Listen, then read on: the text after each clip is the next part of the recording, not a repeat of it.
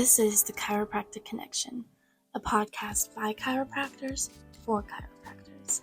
In this month's episode, we will be shining a spotlight on one of our student members, and then Dr. Patience Canty, a certified Webster doctor, will be sharing some wellness information on women in chiropractic.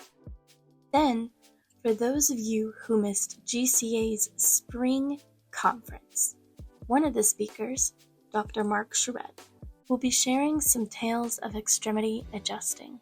So sit back, relax, and let's get connected. Have you ever wondered what makes chiropractic? We don't always have the answers, but it never hurts to imagine.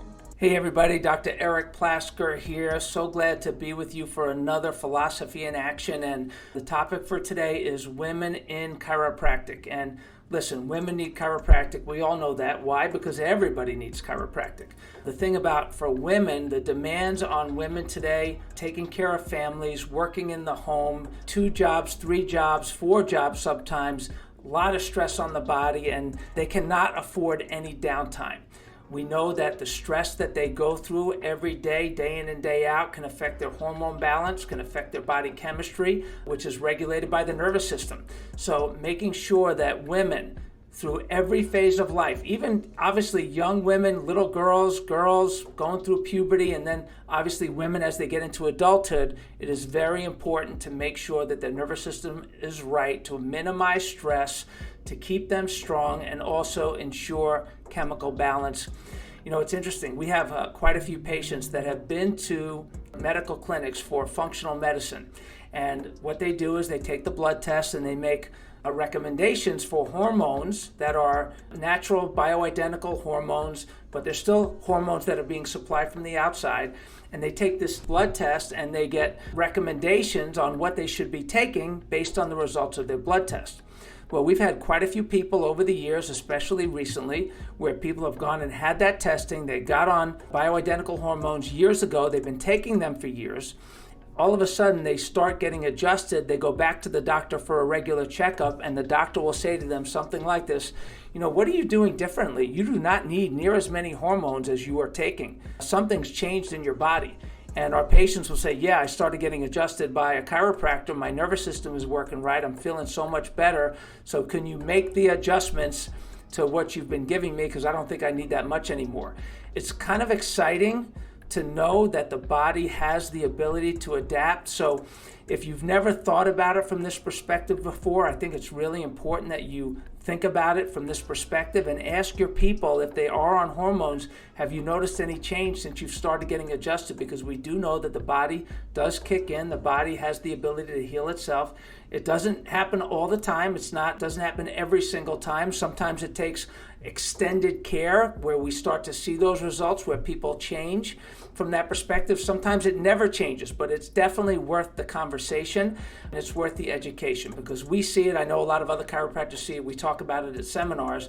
And as time goes on, the minimal amount of outside influence that you could give the body in altering chemistry, the better. Certainly that's different than maybe supplements where you need the coenzymes because your body doesn't make those elements and those substances. So certainly that is acceptable and we understand that. But when it comes to the actual hormones that people are being given artificially, it's really important to have those conversations. They will help position you as a leader, as a primary care chiropractor for that person, as a go-to person, and you can do that without compromising any principle or philosophy, but by strengthening your principles and philosophy. So with that, I hope this makes a difference for you, helps you get more people under care, keep more people under care, because your community needs you more than ever. Thanks for being with us. Dr. Eric Plasker, signing out. Who doesn't like a moment to shine in the spotlight? GCA is always ready to give our members a shout out. My name is Bradley Godfrey. I am in the end of 13th quarter. It's been such a journey that's been simultaneously like the longest thing I've ever done and the shortest amount of time I've ever, it flew so quickly. So I'd always known that I wanted a career in healthcare. I knew I wanted to help people. And when I was 14, I ended up going to see a chiropractor because I was having low back pain. I was a competitive dancer, training like 14 to 18 hours a week. So I was putting in a lot of time into that. So I was sent to a local chiropractor. And I think what really stuck with me when I went was from the second I walked into that office, it just felt like a place of health. It felt like a place of like a light and open, a healing space. Whereas like all of the previous encounters I had had with healthcare, quote unquote, was the like family doctor's office where you walk in and like it's the waiting room. People are sick. It feels sterile. It's not very inviting. And I kind of put that in my back pocket because as I went through high school, I did the healthcare pathway through the school. So I earned my CNA. So kind of going the medical side of it, I was studying in the hospitals, at nursing homes, pediatrician's office. I was getting exposed to all those different subcategories in healthcare that are more medical, traditional based. And nothing really clicked. Nothing really had that draw for me, and a chiropractic rotation was not included in the school at that point. So I ended up doing my capstone senior project, which in Georgia, when you're a senior, you have to complete a year-long project in order to graduate. I ended up doing that on chiropractic. And I shadowed a local chiropractor, and he really introduced me. His name's Scott Pidcock. He really introduced me to the world of non-invasive care, the world of holistic care, preventative care. And I just fell in love with that concept because that's not how we're taught healthcare is growing up. And it just made such sense to me. And I remember it really clicking and being like, why is this not the first step in health? Why are we not working towards being healthy rather than trying to fix ourselves after a problem has occurred? And I just loved it. And I just knew straight from graduating high school that I wanted to go to life to study to be a chiropractor. A class I took just last quarter, in 12th quarter, it was an elective, and it was the Advanced Pediatric Adjusting class with Dr. Rubin. That class, every word out of that man's mouth was a tidbit for life. Never in any other class have I been constantly writing, constantly typing, constantly looking things up, putting bookmarks on different things he recommends, because I'm very interested in, of course, adjusting pregnant women, adjusting young families, adjusting kids. So I wanted to get that exposure, which I was very lucky to be able to receive that kind of instruction at life. He had so much wisdom to impart, so much experience in the field. And I feel like at a lot of chiropractic schools, they're not putting out tons of classes on adjusting kids or how it's going to be different. And I just think that adjusting kids is the future. You know, if we get them with less interference, if we get them subluxation free at a younger age, who knows what they're going to go on to achieve. I say this all the time, but one of the biggest blessings and curses of chiropractic is you'll never know what chiropractic has saved you from. And I loved Dr. Rubin. He had so much joy for what he does. And it's so great to be able to learn in an environment where everyone is passionate. Oh, it's just such a great space to be in. Within the next year, of course, I'm hoping to graduate. I'm hoping to get my license. I just took part 4 last weekend. So now that that's over, I'm ready for my sports to get back. I'm ready to graduate and get my license. And then I will be taking a well-deserved break. I'm going to take a breath and step back so that I don't get burnout or overwhelmed. But after that, I am hoping to get started, to really dig in deep and start seeing people and helping people out. My husband is in the military, so unfortunately, it makes it hard to put in concrete plans. But I got 2 hands and a portable table, and with me, my dream will follow. Goodness, it's the most cliche advice, and I heard it so many times while I was going through the program, and I ignored it so many times while going through the program. My advice is really just to slow down and to really try being the key word, try to enjoy the process as it's happening, because I don't know where the time went. I wish now, being at the end of the program, I'm like, oh, I really wish I would have cherished that time more. Like learning alongside of your peers in that environment. It was so amazing to be surrounded by so many people who are passionate about the same career path. Life is now.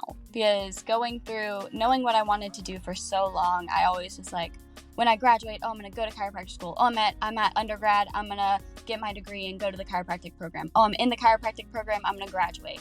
And I was always putting off things that I wanted to do with my life until I reached that milestone. Like, when I start going to chiropractic school, it'll be easier to go to the gym, to make healthier meals, to be doing what I should be doing. And I just kept pushing off the things that I wanted to eventually live like for tomorrow or for the future. And I really have started to realize that time moves too quickly. Like, we're already at the next segment, and I can live happily now. I can live how I want. I can start putting in different things in my life to get that end goal of how I ideally want to live. I can do that now. So my mantra has really just been to really live in the moment and live how I want to ideally live in the moment. And stop making excuses for, it'll be easier in the future. It'll be better when I do this or get this or do that. And just trying to really make the best of the situation that I'm in now and really enjoy it, because it's going to be gone. What better way to make every day your day than by learning how to treat yourself? Here is today's wellness tips. Hi everyone, I'm Dr. Patience Canty. Thank you for joining us here on the Georgia Chiropractic Association podcast. This month's topic is women in pediatrics. Many of us serve women and kids in our practices week after week. One of the things I found that all of them have in common, from the youngest kid to the oldest women, is issues with managing stress in the mind and body. For women, this may look like over-minimizing major life changes, pain that appears in an on and off pattern, particularly when stressful events arise, brain fog, difficulty focusing at work and at home, trouble sleeping, panic attacks, overwhelm and irritability, and racing thoughts. In our kids, this may look like behavior issues that are unexplained, like anger, crying, whining, performance changing at school, nightmares, and even issues with digestion. The biggest sign that our nervous system is having trouble managing the stress around it is emotional dysregulation. One of the best ways that you can support the women and kids in your practice with their emotional dysregulation is referring them to a neuro-emotional technique practitioner. Neuro-emotional technique is first and foremost a stress reduction technique. It was created by fellow chiropractor Dr. Scott Walker. Sometimes our nervous systems are having trouble resolving conditioned response patterns to unresolved past events. Neuro-emotional technique practitioners help find and resolve the past stressful patterns via acupressure points and muscle testing. I am a certified level 1 NET neuro-emotional technique practitioner. I'd like to guide you through what we call our FAST method for NET. FAST stands for First Aid Stress Tool. Place your hands in front of you. Take either your left hand and place it under the right, or your right hand and place it under the left. Then take the index, middle, and ring fingers of the bottom hand and place them at the base of the wrist on the thumb side. Then take the hand with the palm facing upward and place the pinky so that it is parallel with the brow line. Now your forehead should be resting in your palm. Close your eyes and take deep breaths in through the nose and out through the mouth. When you feel your heart rate and breathing slow down, you have successfully mitigated the stressful situation that was occurring. Now I'd like to remind you, NET FAST method is not a replacement for an NET session or for the stress reduction that can take place after a chiropractic adjustment, but it is there to provide immediate relief when you're in between adjustments and in between NET sessions. I'd like to remind you guys that you can find an NET practitioner on netmindbody.com. under the menu item Practitioner Finder. Again, thank you all for listening to the Georgia Chiropractic Association podcast. And now for the moment everyone has been waiting for, starring this month's experts.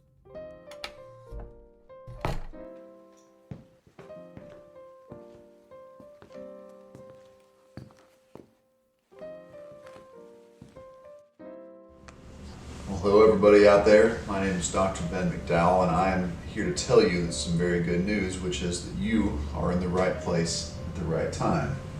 So are you. And if you don't know who's sitting next to me, it is my pleasure to introduce, this is Dr. Mark Charrette. He is a 1980 graduate, summa cum laude, of Palmer College of Chiropractic in Davenport, Iowa. He is a frequent guest speaker on 9 chiropractic colleges and has taught over 2,140 seminars in his career at teaching, which is very, very impressive, if I do say so myself. Now, he does specialize around the world in speaking about extremity adjusting, biomechanics, and also other spinal adjusting techniques. And his seminars emphasize practical hands-on approaches. Dr. Charrette is a former All-American swimmer as well, which is another feather in his cap. He has authored a book on extremity adjusting, and he has developed successful practices in not only California, Nevada, Iowa, and he currently resides and successfully practices in Dallas, Texas. So, now to get our conversation started, Dr. Charrette, we always like to know what got people started in chiropractic. Would you mind telling us a little bit about that? Yeah, I was enamored by the television medical doctor, Dr. Kildare, that type of thing. And so I thought, I want to be a medical doctor because they know everything. They're rich. They get the beautiful women and whatnot. So I always thought I wanted to be a medical doctor. So I was in pre-med program at Illinois State University, and just about ready to graduate when my last year of swimming, I did a flip turn in practice and literally threw my back out, went into this huge spasm, and my roommate from Bloomington, Illinois said, "I'm taking you to my chiropractor."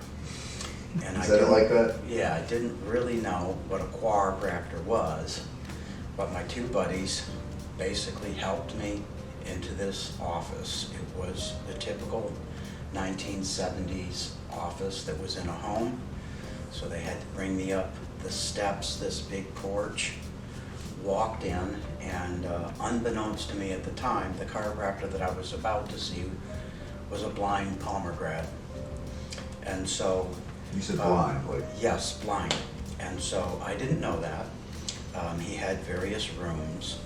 And people who know me is I'm kind of a smart aleck. And I'm laying on the table, and the chiropractor comes in and says, "Well, son, what are you studying at the university?" And me being who I am, I said, "I'm studying to be a chiropractor." So he starts talking to me, and he starts adjusting me.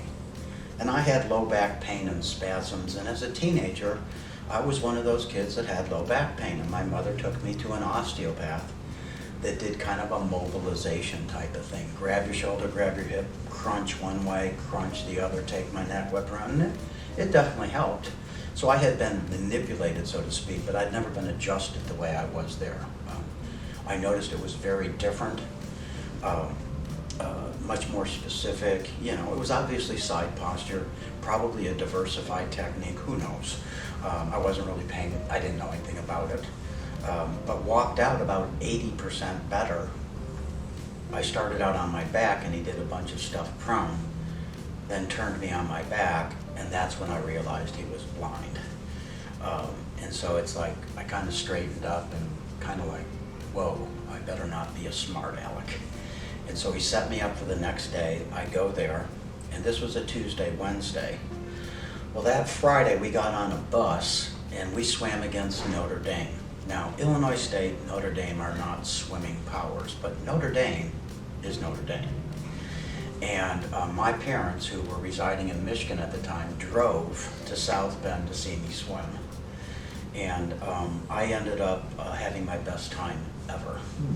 And so I'm like, this chiropractic stuff I got to look into. And so that's when I decided, hey, I'm going to really look into it. And I found that I was 2 chemistry courses and 1 other course, because I was a biology major and an education major. I had two majors. It was health education and biology. And so after I graduated, I went back and took the 2 chemistry courses while I was back home in Michigan teaching swimming, and then enrolled in Palmer in January of 1978. So that's my story as far as like made a complete life shift. And my parents knew that my grandmother and grandfather, who immigrated from Belgium, went to a chiropractor in Detroit. So when I told my mother, look, I'm going to go to chiropractic college, she says, where? I was like, I don't know. What are the requirements? I don't know. How much does it cost? I don't know. So it was one of those things. I made the decision before I knew any of the details, and it's probably the best thing that I've ever done as far as like personal satisfaction and feeling like I've contributed to a greater good. Don't we all know that? Yeah. I know I do. I know you do too. So I'm curious to know, after you got out, when was the first time that you gave a presentation or a seminar or an education speech? I actually taught my fellow students in their apartments while I was still a student. And I was really intimidated by chiropractors as far as teaching them. So when I first started my own practice, it was 10 months after I did an associateship in the East Bay of San Francisco. I did an associateship in a place called San Ramon and then set up a practice in Lafayette, California. And at that time, Palmer West and Life West were brand new schools, a year, maybe 2 years old. Pacific States became one of them. Northern California College of Chiropractic became the other. I'm not sure which was which. And so I met Life West and Palmer West students and started giving 12-hour in my office seminars to small groups of 10 or 12. And I did over 200 of them before I did my first postgraduate for relicensure continuing education seminar in 1993. So it's kind of an interesting history. In 1987, I was diagnosed with a form of cancer that metastasized all over my body. And to make a very long story short, I went through 3 major ups and downs. In the process, during that time, I moved from California to Las Vegas, where my parents were. And Ken Greenwell from Foot Levelers gave me my first opportunity to teach a postgraduate seminar. He literally took a chance on me. He knew about my history being sick. And so I did 3 seminars for Foot Levelers in 1993, 4 in 1994, 5 in 1995, and in 96 I did 18, and after that I did anywhere from 38 to 42 a year. So for 28 years I was completely on the road.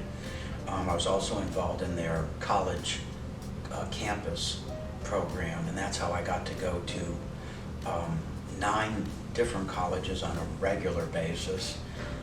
Life I went to almost every quarter for 10 years. One school I went every trimester for 21 years and only missed 1 trimester visit because of a snowstorm. But I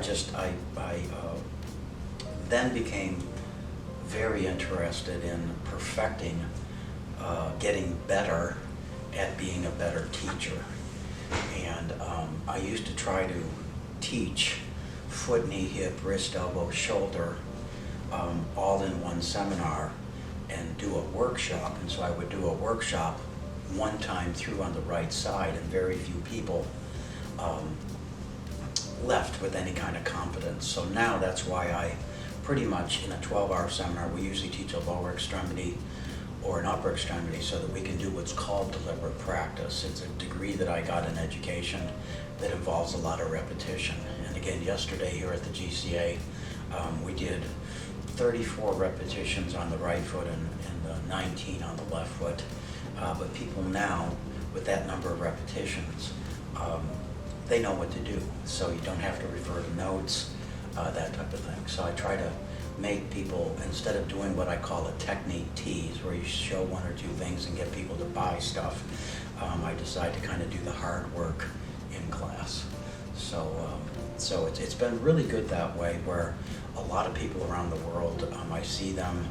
Obviously, I don't remember their faces because there's so many of them, but they come up and tell me how much they appreciate it. And so I'm glad, because I'm mature enough now that I realize that my stuff isn't the right way, the best way, the only way. It's my way, but it's one way that everybody can duplicate and, reproduce.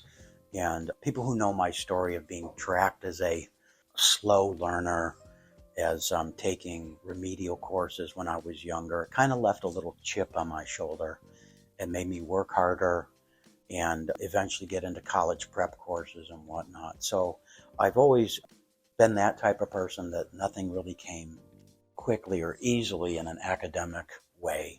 So, when people see me do it, they're like, hey, if Charrette can do it, I can do it. So that's been always kind of a neat kind of thing. Very interesting. I didn't know that about the fact that you had an education background.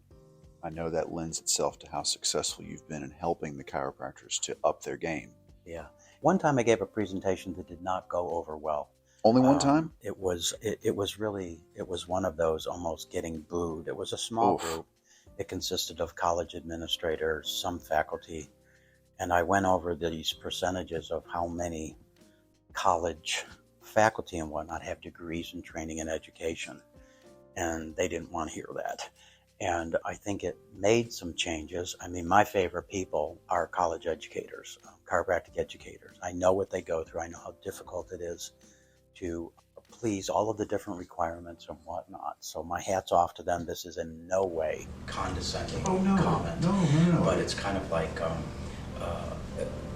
when people aren't trained to teach, they teach in what I call a default mode, which means you teach how you were taught, and that may or may not be good. And so there actually are ways to convey things. And with the digital internet age, things changed. The way people learn is very different from me sitting in class in 1978, looking at a teacher write on an overhead and me writing the notes down, to everything being on internet, notes being pre-done. Many labs now are more digitally virtual.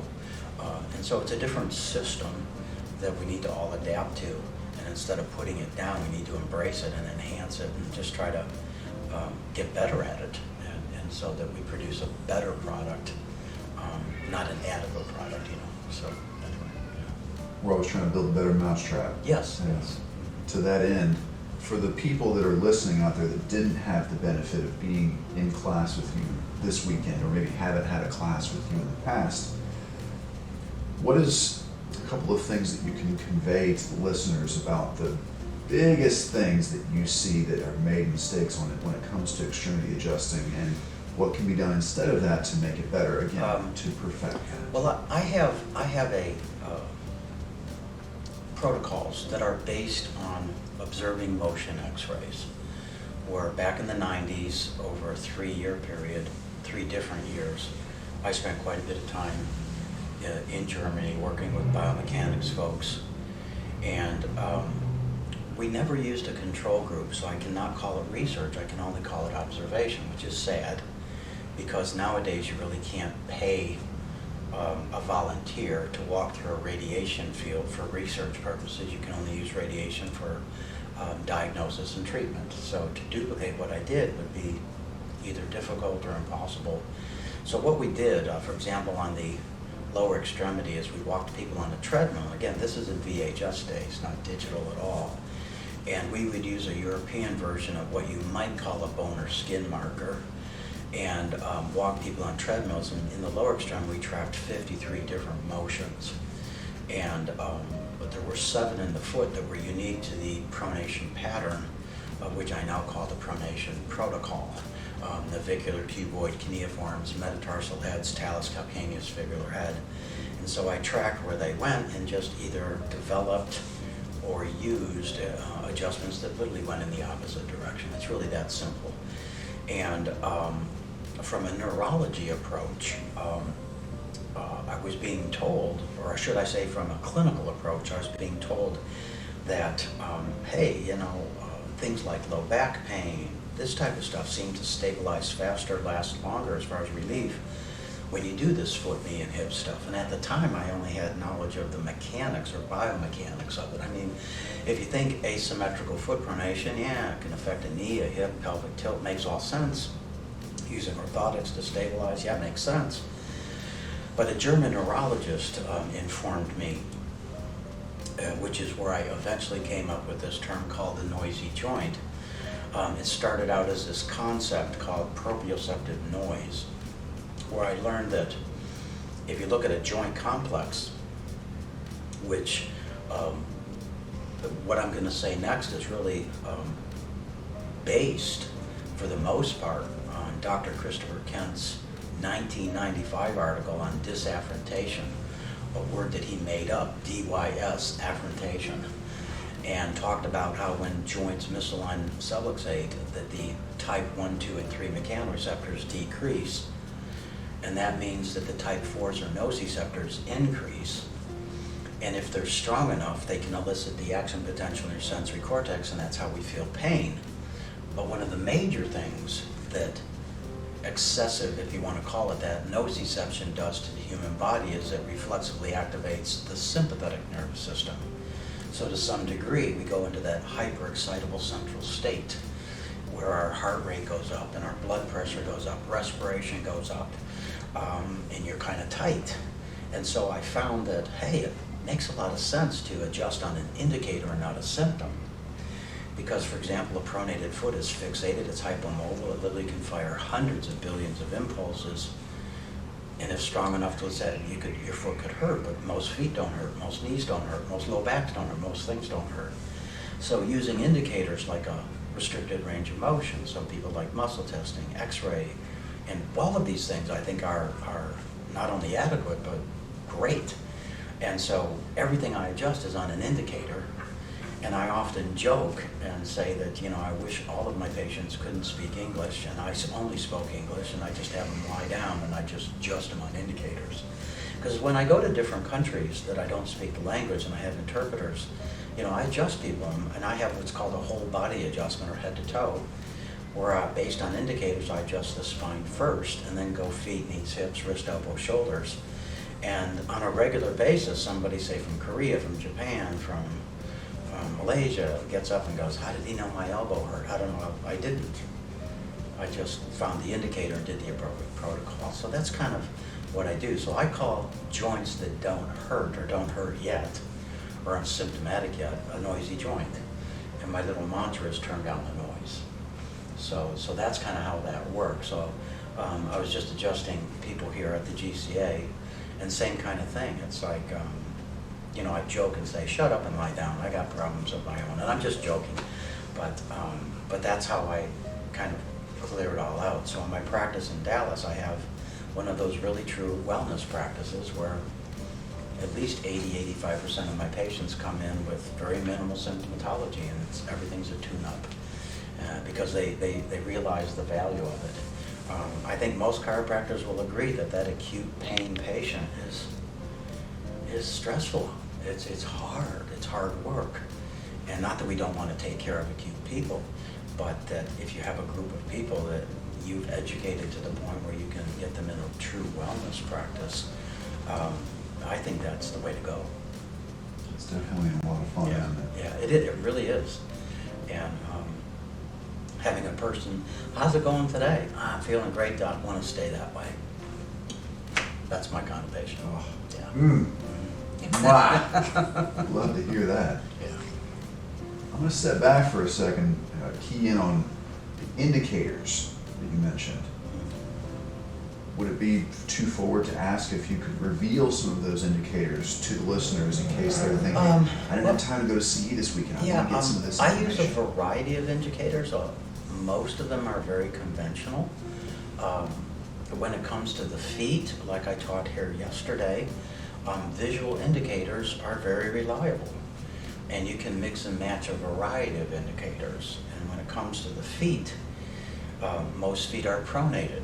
And visual indicators are things like foot flare, because pronation is a developed condition, a situation where since the body functions on a principle that I believe in, which is equilibrium, the body's going to do whatever it needs to do to get the eyes level with the horizontal plane. The body can tilt and rotate various areas of the body. It has its ability or innate intelligence to modify muscle tone, muscle grade. And so I talk about 4 global distortions that are seen roughly 95% of the time, and 2 of them are on the A to P plane and 2 of them are on the lateral plane. So on the A to P plane, you've got bilateral asymmetrical foot pronation and a pelvic tilt. And I know that when I was in college and saw pictures and diagrams of a pelvic tilt and pronation, I assumed that somehow something magically happened to make a foot pronate and tilt the pelvis, where now I have a different point of view based on experience that when we learn how to walk, we fall thousands of times, many times hitting our hips. And then the growth centers in the long bones and lower extremity don't ossify till the mid to late teenage years. So things like crossing your legs and slouching and lifting wrong and athletic falls, I find that it seems that by the time our growth centers close, late teenage, early 20s, virtually all of us have some degree of a pelvic tilt. And during that time, the feet will asymmetrically pronate in an effort to get pelvis, shoulders, and eyes level. That's what I believe, based on my experience.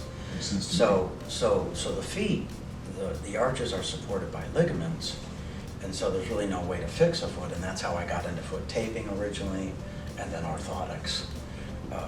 And I'm very appreciative of foot levelers for giving me the opportunity to literally travel the world, and because it's a perfect marriage. And the doctor who developed foot levelers back in 1950, Monty Greenewalt from Dubuque, Iowa, bought a mansion in Davenport, Iowa in 1977 or 78 when I was first starting. And through luck of the draw, fate, who knows what, I actually ended up working, doing things like mowing lawns and cutting wood and painting and who knows whatever else, at the huge hourly fee of $3 an hour, and ended up living in the house after it was done. And so I got my first pair of orthotics fit by him, and that's kind of take it to the races. And so before I continue with other kind of indicators, people ask me, and I mentioned this yesterday in the program, of how I got involved in extremity adjusting. Well, it was because I opened my big mouth. I had seen a book called Spinal Pelvic Stabilization that Dr. Greenewalt had written, and I'm flipping through it and I see pictures of him adjusting the foot. And so in an effort to just make small talk, I said, hey, because he liked to be called Monty, hey Monty, how do you adjust a foot? He says, I want you to go over to the Palmer Library, check out a model of a foot, look at all the joint surfaces, get out your Gray's Anatomy, and you come back and tell me how you'd adjust a foot. And I'm like, if I just would have kept my big mouth shut. But that's actually how I got started. And then I took some off-campus extremity seminars. There was very little extremity adjusting in the curriculum at Palmer back in the 70s, like most schools. And then once I graduated, I tried to learn as much as I could, and then just kind of consulted with some friends that were in extremity adjusting, and then got into all of the motion x-ray studies and that type of stuff. So that's kind of how that started. So the feet are the only area that I have visual indicators, and the first one is foot flare because the everters, the fibularis longus, brevis, and tertius, are dominant over the inverters in any pronated foot. So it kind of does this, becomes flatter. And the reason it's asymmetrical is you've got a high ilium, a low ilium, and so usually on the high ilium side, the foot will be flatter. I mean, there's exceptions to everything, obviously, but in general, that's what happens.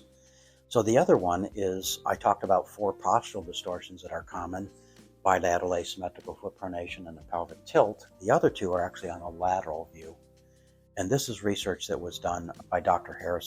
Don Harrison, where on the ADP view we talked about these 2, and on the lateral view, anterior translation or sway of the pelvis, and then anterior translation of the cervical spine.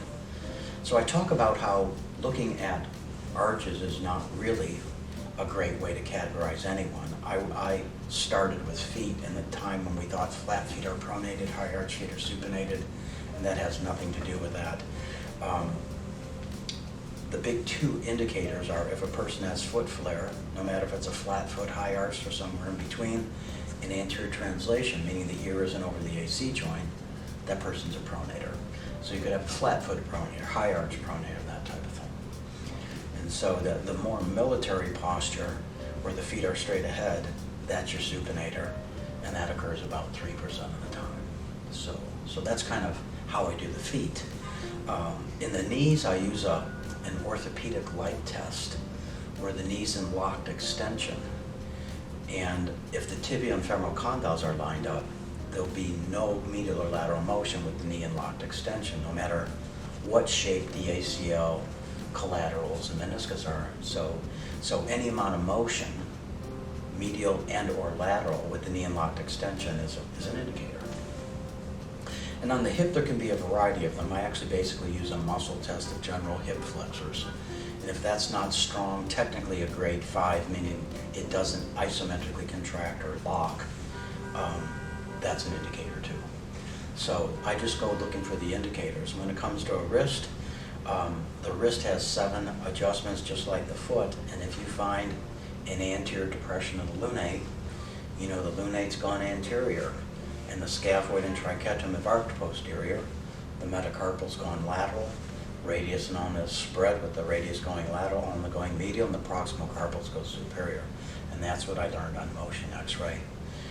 With respect to the radial head and the humeral ulnar joint, it's an aberrant range of motion, which would be difficult to show in this setting. And then the ulna basically goes medial and slightly posterior, and you can palpate the swelling and restriction there. The shoulder, it's basically a complex where via muscle test I can find if the humeral head is anterior, if the distal clavicle is superior, use a motion palpation. Also a more static type of palpation where the proximal clavicle goes anterior medial, the scapula fixates, and then the first rib here can go anterior. So that's kind of, in a real brief synopsis, kind of what I look for in extremities. With respect to the jaw, what we found on motion x-ray was the vast majority of times the condyle will go posterior and superior, and then either right or left laterality. So I have a whole protocol that's a little bit involved, where I'm of the mindset now, with 43 years experience, that it's very difficult to get a jaw stabilized by going boom or boom or some kind of, quick type of thing. So I think it's a whole body thing.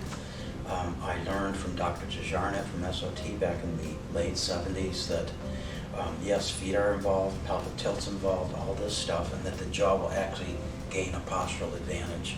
So you really have to stabilize the pelvis, sometimes via feet, lower extremities, but before you want to get a good set on the jaw. So that's kind of the things that I've learned over time, is to look at the body as a whole that way. Yeah. Rewind that.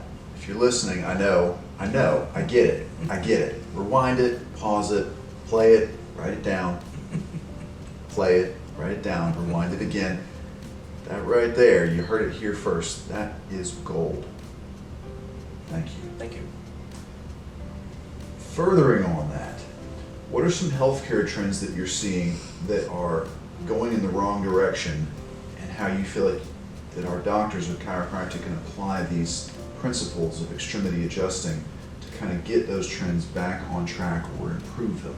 Yeah, I guess it goes back to this German neurologist that I quote, Zimmerman, who really got me on the concept of the noisy joint. I first called it proprioceptive noise, and then nociceptive noise, and now I call it the noisy joint.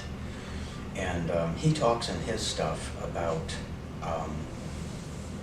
the excessive firing of nociceptors at a distal site could exacerbate a proximal symptom. And he talked about a wave, and that's what got me thinking about this joint complex.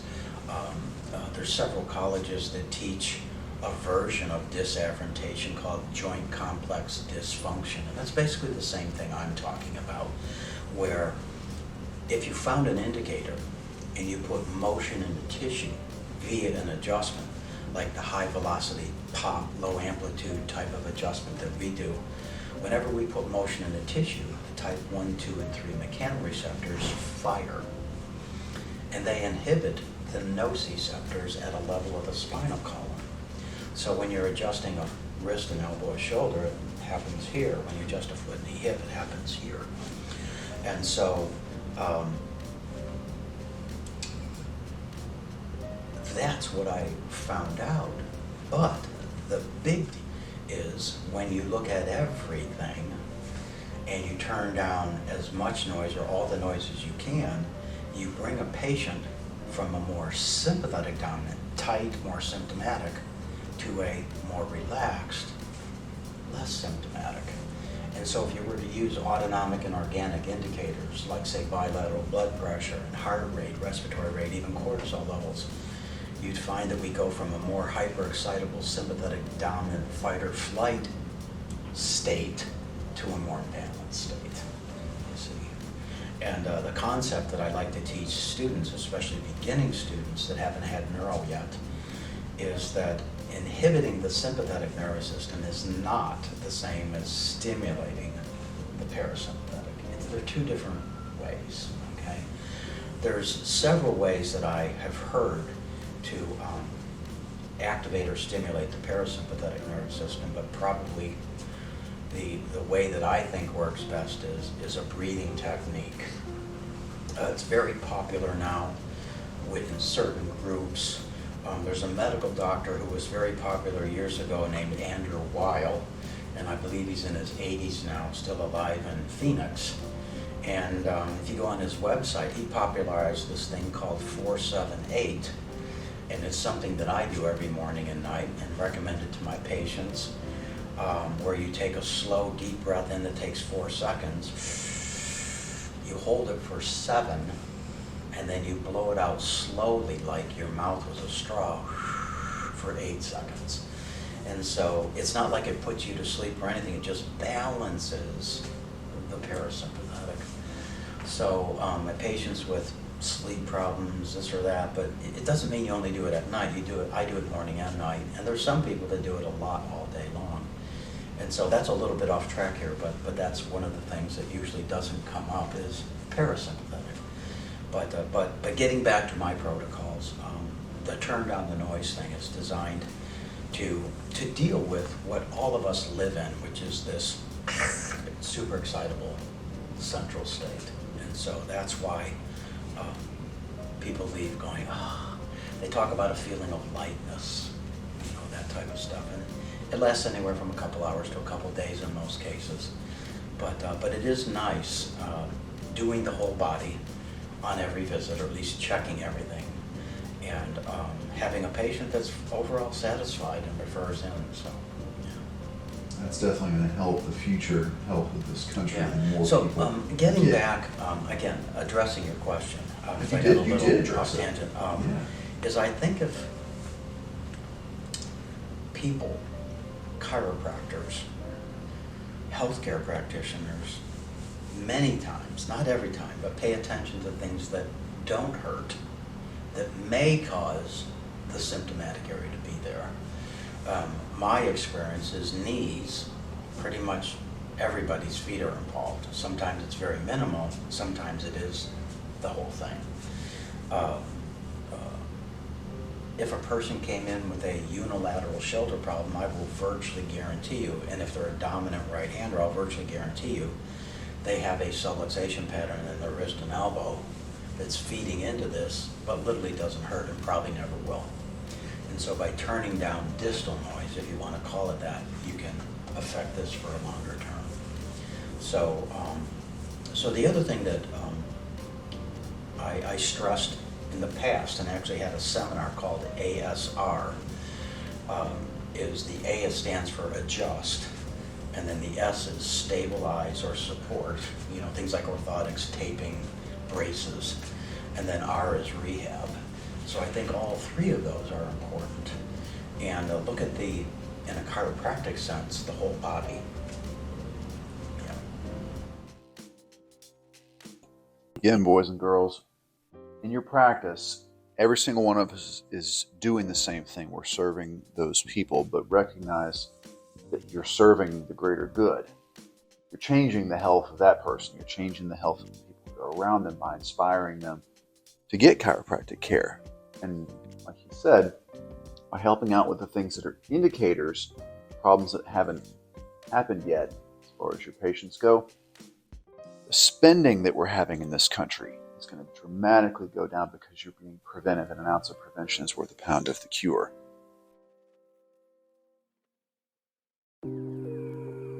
This is Chiro Tea, where we spill all the latest gossip in chiropractic.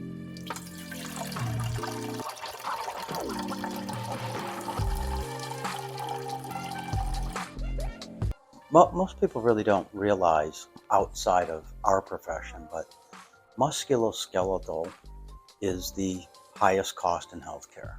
If you look at everything involved, from an orthopedic surgeon to a rehab specialist, PT, chiropractic, ambulance driver, hospital stays, all of that, it's the highest. And it's basically what we do. And so I think we can have a dramatic influence in this, especially when you look at this opioid crisis. If anybody listening ever wants to get in touch with me, I have a simple email, drmarkcharrette@gmail.com, drmarkcharrette@gmail. I've written 3 articles that have been published, and I have a keeping up to date, it's 5.5 years old now, maybe 6, a PowerPoint that I will send to you that's very detailed and incredibly well documented on the opioid crisis that you can give to patients, groups, and whatnot. Because as an example, way back in 2018, so we're talking pre-COVID, because COVID changed opioid addiction tremendously. Don't we know that? So I won't go into all of the specifics, but I showed a picture once of Yankee Stadium. And Yankee Stadium holds roughly 50,000 people. It's 49,000. I'm talking the old one, or the one that was remodeled. And so what I said was, in that year, that's how many people died of an opioid overdose. And I said, but here's what most of us don't know. 70% of those people who died went to their primary healthcare practitioner for back pain. Okay? So it's more specifically low back pain. So I come from a very conservative school, Palmer, in the 70s, and I had heard a saying that I never identified with, and that is that chiropractic saves lives. And I'm kind of like, I don't think I make them feel better, but I don't know that I've saved a life. Well, think about it for a second. We've all seen or heard something like a YouTube or a Facebook or whatnot, where a housewife with a little 3-year-old in a car seat in the back seat dies of a heroin overdose because they couldn't get their Oxycontin, their hydrocodone or whatnot. And so my point is, if that person would have come to us, got relief, never got addicted to a drug, because I can only imagine what it must be like to be willing to do virtually anything to get a drug. So if that person came to us, didn't get addicted, didn't die in the front seat of a heroin overdose, did we save a life? Yeah. Yes. There's no way to really count those numbers, but that's one of the main reasons I got back into private practice 6 years ago. So I think that's really big, that we can be a major contributor, if not the major contributor, if people look at it that way. Absolutely. And so there's been a lot of headway made with restricting prescriptions, that type of thing. But still, it's somewhere around 150 people minimum a day dying in this country every single day of a prescribed opioid. So it's even a properly used one. I think you're right on the money on that, and I'm not a To be a statistician. I'm not a guy who looks at that all day, every day. It's not my expertise, but I'm fairly confident if we were to go look at studies that have been done about what chiropractic's role does do in decreasing opioid use and opioid addiction and opioid prescription, I'd be willing to bet, not a betting man, but I'd be willing to bet that there'd be a dramatic decrease in all those things. Yeah. And so you're right. Yeah. Last weekend I taught in West Virginia, and years ago they were the first state with a governor that mandated that all insurance companies cover at least 20 visits, of which chiropractic's part of it, for those people involved in addiction. So there's been headway. I don't know how many states have laws now, but I think there's at least 7 or 8 that have that. It is getting, I guess, a little better in that respect. And the restriction of prescriptions to a number of days, a number of pills, is a really good thing also. Again, saving lives. I agree. On that note, again, one more little thing to fold in there. Chiropractic is a science. Chiropractic is an art. Chiropractic is also a philosophy. How do you feel like the philosophy of chiropractic ties into the education that you're providing, that then ties into those clinicians' skills getting better, that then ties into them helping to change and better those healthcare trends that we're seeing? I think that the strongest practitioners that I know have a strong philosophy. The whole straight mixer type of thing that I grew up with, I would just love to bury the hatchet and realize that chiropractic philosophy is not one thing. There's different variations or whatnot. There's very straight, there's very this, very that, but everybody has a philosophy.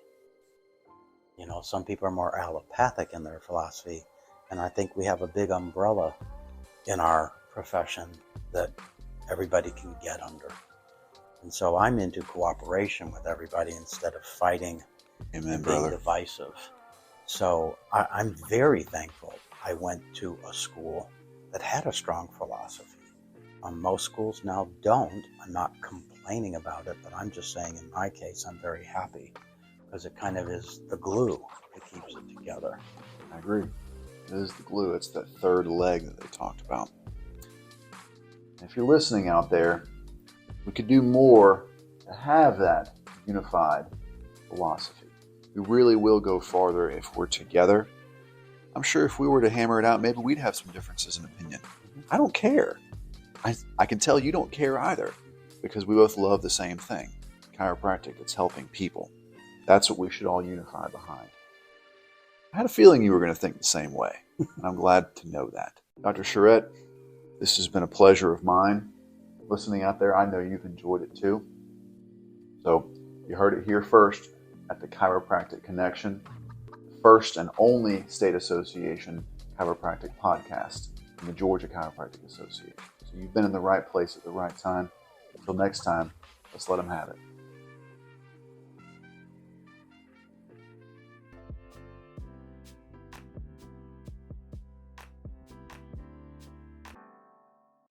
Our executive producer is Dr. Amber Jackson. Production staff is GCA Executive Director Valerie Smith and Communications and Event Coordinator Sequoia Gonzalez. Our hosts are Dr. Deborah Little, Dr. Ben McDowell, and me, Dr. Amber Jackson. Special thanks to our podcast founder, Dr. Noel Steinley, and Public Relations Chair, Dr. Naila Smith. We thank you for listening, and we want to hear from you. Please send us a comment or a question to sgonzalez@gachiro.org. You may be featured in a future episode. You can also find us on iTunes, Spotify, Audible, and the GCA website at gachiro.org. Please subscribe, rate, and review us. Don't forget to follow us on your social media channels, Facebook, Instagram, and Twitter. The views and opinions expressed on this podcast are solely those of the participants and are not necessarily those of the Georgia Chiropractic Association.